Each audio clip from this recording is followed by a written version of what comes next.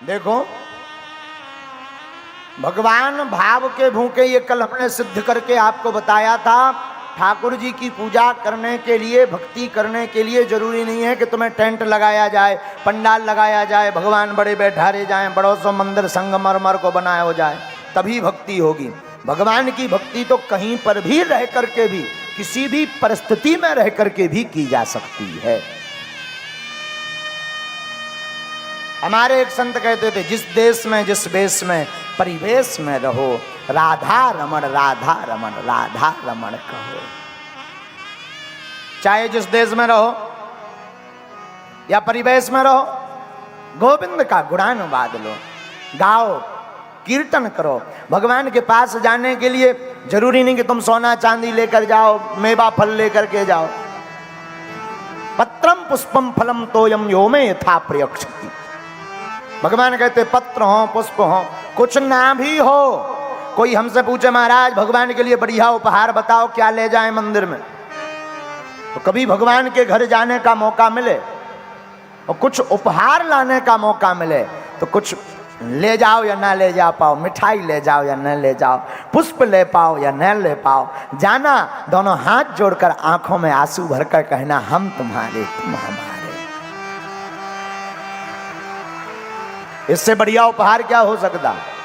अपने आप को अर्पण कर देना, इससे बड़ा उपहार क्या हो सकता? बोलो सीताराम, जोर से बोलो। अच्छा, हम लोग सोचते हैं हमने भगवान के ऊपर 1 किलो सेव फल चढ़ा दे, अब जो टन न हो गए, अब फ्री है, अब तो भगवान हमने सेव फल ही खबा दे। क्या भगवान सेव के भूखे हैं? अद्भुत बात देखना, जो भगवान पूरे संसार को उजाला दे रहा, हम उसको दिया दिखा रहे हैं। कितनी विचित्र बात। पूरे संसार को कोटि सूर्य समप्रभा, करोड़ों सूर्यों के समान जिनका तेज पुंज प्रकाश है, उन भगवान को हम समझते हैं कि भगवान को दीपक दिखाएंगे तो भगवान प्रसन्न होंगे। बाहर दीपक जले या ना जले, वैसे जलाना तो चाहिए प्रतीकात्मक रूप में, कहीं ऐसा ना हो कि आप बंद कर दो। लेकिन बाहर दीपक जले या ना जले, मन में ज्ञान का दीपक जलना बहुत जरूरी है। हृदय में गुरु ज्ञान का दीपक जलना बहुत जरूरी है। गुरु ज्ञान का दीप प्रज्वलित होगा तो अंधकार मिटेगा, अंधकार मिटेगा तो भगवान की प्राप्ति हो जाएगी। बोलो सीताराम, जोर से बोलो। तो बड़े बड़े महापुरुष कहते हैं भैया भगवान की भक्ति बड़ी अबरल अद्भुत होती है। तो आप ठाकुर के चरणों में जाओ तो पत्रम पुष्पम फलम तोयम यो में यथा प्रयक्षति, कुछ ना कुछ लेकर जाओ। अब बुरा ना माने तो हम करोड़ों की बात बोले पागलों, करोड़ों की बात यह है कि भगवान के घर पर खाली हाथ नहीं जाना चाहिए, कुछ ना कुछ लेकर जाओ। कुछ ना हो तो भाव तो लेकर जाओ ही जाओ। जो खाली हाथ जाता है ना, अच्छा जो कुछ लेकर जाता है वो बहुत कुछ लेकर आता है, जो खाली हाथ जाता है वो नाक कान कटाकर आता है। रामायण का एक प्रसंग है महाराज जी, सूर्पनखा का, खाली हाथ गई थी, नाक कान चढ़ाया आई थी, दोनों झक। और भागवत का एक प्रसंग है सुदामा जी का, 3 मुट्ठी तंदुल लेकर गए थे, 2 लोकों के राजा बनकर के आए थे। हमारे दादा गुरुजी एक सूत्र और देते थे, काम की बात है, हो सके तो उसको जीवन में नोट कर लेना। दादा गुरुजी कहते थे 4 जगह पर खाली हाथ मत जाओ। मित्र के घर, देश के राजा के यहां मिलने जाओ तो कुछ ना कुछ हो, उपहार स्वरूप, पुष्प हो, फल हो। हम कहते कुछ भी ना हो तो बिल्व पत्र ले जाओ। हाँ, तो मित्र के घर, देश के राजा के घर, तीसरा स्थान बोले गुरु घर, यहां भी कुछ ना कुछ लेकर जाओ। बोले चौथा कौन? बोले भगवान का दर।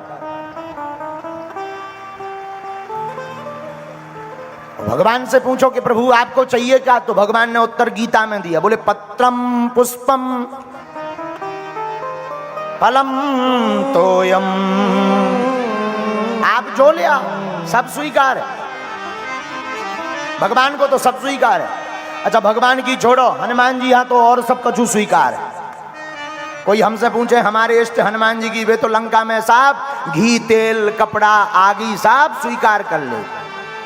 लंका वाले राक्षस बोले हमारे पास कुछ नहीं है, घी तेल है। हनुमान जी बोले वही ले आओ, अपनी पूंछ में लगवा लो।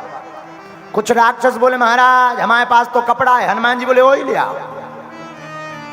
तो रहा न नगर बसन घृत तेला, बाड़ी पूंछ कीन कपि खेला। हनुमान जी ने सबके कपड़ा बनवा लिया। एक जगह छोटी सी किताब में हमें वर्णन मिला कि हनुमान जी से एक राक्षस बोला कि पूरे नगर का घी खत्म। हनुमान जी बोले कहां गया? राक्षस बोला आपकी पूंछ में लग गया। तो हनुमान जी बोले तेल? बोले तेल खत्म। हनुमान जी बोले वो कहां गया? बोले वो भी पूंछ में लग गया। हनुमान जी बोले कपड़ा? बोले जितने पहने हैं बेभर बचे कहा है, बाकी ठंड में ओढ़ने वाले भी बांध है। हनुमान जी बोले कहां? बोले पूंछ में। हनुमान जी बोले सच में? बोले हाँ। हनुमान जी बोले और श्रद्धा हो तो थोड़ा और ले आओ। और ज्यों पूंछ में जो कपड़ा बांध में सोई हनुमान जी 1 इंच बढ़ा दे दें, 1 इंच बढ़ा दे। वो आप रामायण की चौपाई पढ़ोगे तो रामायण में आया है वर्णन, बाढ़ी पूंछ कीन कपि खेला। हनुमान जी ने खेल किया। और हम उस किताब में पढ़ रहे थे, उस किताब में लिखा था, हनुमान जी ने फिर कहा कि क्यों भाई राक्षस और बचो कछु? राक्षस बोलो हुजूर सब खत्म है। हनुमान जी बोले जितने जे कपड़ा पहने हैं जे और बांध दो, जे कहां रह जाए। कपड़ों को बांध लिया। एक धन्य है वीर बजरंगबली, जब लंका जलाने के लिए उलट पलट लंका सब जारी। हनुमान जी जब लंका जलाने लगे तो किसी ने पूछा तुम घर घर क्यों जा रहे? बोले चंदा भी तो घर घर से आया, रसीद भी तो घर घर से कटी, इन लोगों ने घर घर से चंदा दिया है, क्यों छोड़ दें। हनुमान जी चले जा रहे थे तो एक विभीषण करग्रह नाही, एक विभीषण जी का घर छूट गया। हनुमान जी से किसी ने, पत्रकारों ने माइक लगा दिया, हे महाराज वापस लौटो, जो घर रह गए जलावे हैं। हनुमान जी बोले लिस्ट में चेक करो इनके घर से चंदा आओ। तो राक्षस बोले नहीं इनके घर से नहीं आओ। हनुमान जी बोले जब चंदा ही नहीं आओ तो प्रसाद क्यों दें? तो जारा नगर निमिष एक माही, पर एक विभीषण कर ग्रह नाही। पूरे नगर को जलाया पर विभीषण के घर को नहीं जलाया। एक संत हमसे बहुत ऊंची बात बोल रहे थे, बोले विभीषण का घर इसलिए नहीं जलाया क्योंकि चंदा नहीं आया। दूसरा कारण यह था इनके घर के बाहर रामायुध अंकित ग्रह, शोभा बरन न जाए, नव तुलसी का वृंद तहे, देख हरस कपिराए। इनके घर के आगे राम लिखा था, और जहां राम लिखता है हनुमान जी उस घर को जलाते नहीं बचाते हैं, जहां राम नहीं लिखता है उसको जला देते हैं। ये हनुमान जी की लीला। और देवताओं की तो छोड़ो, हमारे हनुमान जी तो सब स्वीकार कर लेते हैं, आगे भी। हाँ, एक बात तो छोड़ ही दी हमने बीच में। पुस्तक में लिखा है कि जब हनुमान जी की पूंछ में कपड़ा बन गओ, तेल लग गओ, घी लग गओ, एक राक्षस आगी लेके आओ। हनुमान जी बोले जा का है? बोले आगी। हनुमान जी बोले यही ले आओ। अच्छा, राक्षस को लगा कि आगी लगेगी तो पूंछ जलेगी तो बंदर चिल्लाएगा। लंका वाले हनुमान जी को बंदर नहीं कहते थे, मरकट। क्या कहते थे? मरकट। अच्छा, मरकट क्यों कहते थे? लंका वालों ने नाम निकाल रखा था, क्योंकि हनुमान जी मारत भी हते और काटत भी हते, इसलिए उन्होंने दोनों को जोड़ के नाम बना दिया मरकट। मरकट माने भी बंदर ही होता है। बोलो सीताराम। भगवान गीता में कहते पत्रम पुष्पम फलम तोयम यो में यथा प्रियक्षति।